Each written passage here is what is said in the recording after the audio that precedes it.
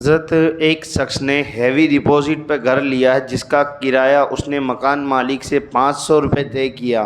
اب وہ مکان اس نے کسی اور کو 4000 روپے دیا تو کیا یہ جائز ہے؟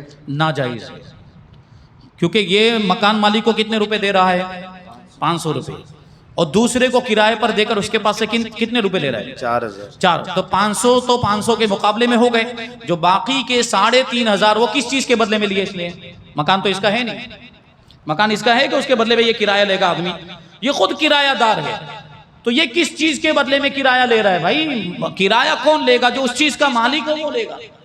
تو یہ جو 3500 روپے جو ایکسٹرا لے رہا ہے وہ کسی بھی چیز کے بدلے میں نہیں، وہ اس کے لیے حلال ہی نہیں، وہ اس کے لیے حلال ہی نہیں ہے، نہیں لے سکتے۔ ہاں 500 میں دیا ہے، 500 میں ادھر سے لیا، 500 میں ہی اس کو دیا تو یہ جائز ہے، لیکن کون دے گا؟ کوئی فائدہ ہی نہیں، اس کو فائدہ دیکھتا ہے نا آدمی، تو جب اس کو کوئی فائدہ نہیں تو دوسرے کو 500 روپے میں کیوں دے گا؟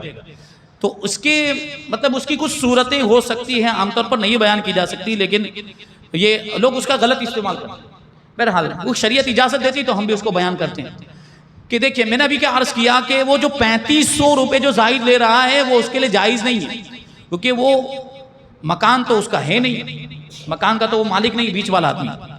اگر اس نے یہ کیا کہ مکان مالک کے پاس سے اس نے مکان لیا کرائے پر اور اس نے اپنی طرف سے اس میں کچھ اضافہ کیا مکان کے اندر، مثال کے طور پر اس میں واش روم نہیں تھا، واش روم بنوا دیا، ٹائلز لگے ہوئے نہیں تھے، ٹائلز لگوا دیے، پلسٹر نہیں تھا، پلسٹر کروا دیا، یا کچھ ایسا جو مکان، جو چیز مکان کا حصہ بن جاتی، جو چیز بعد میں کھڑکی نہیں تھی تو کھڑکی لگا دی گئی، دروازہ نہیں تھا تو دروازہ لگا دیا، یہ سب جو چیز مکان کا حصہ بن جاتی ہے، جو چیز مکان کی ضروریات میں شمار ہوتی ہے۔ جیسے پرانے زمانے میں کنواں ہوا کرتا تھا، وہ کنواں کھدوا دیا، کنواں کی مثال جو ہے کہ علماء نے بیان کی ہے۔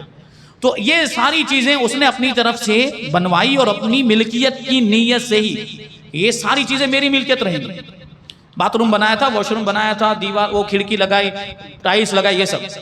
اب اگر وہ چاہے تو زیادہ کرایہ لے سکتا ہے سامنے والے کے پاس سے، یعنی یہ 500 روپے دے رہا ہے مکان مالک کو اور سامنے والے کے پاس سے 4000 روپے لے، تو 500 کے بدلے میں ہو جائیں گے، اور جو باقی کے 3500 ہیں وہ یہ جو اس نے بنوایا ہے نا اس کے بدلے میں ہو جائیں گے، وہ واش روم یا جو کچھ بھی اس نے اضافہ کیا ہے وہ اس کے بدلے میں ہو جائیں گے، پھر وہ حلال، پھر جائز ہے۔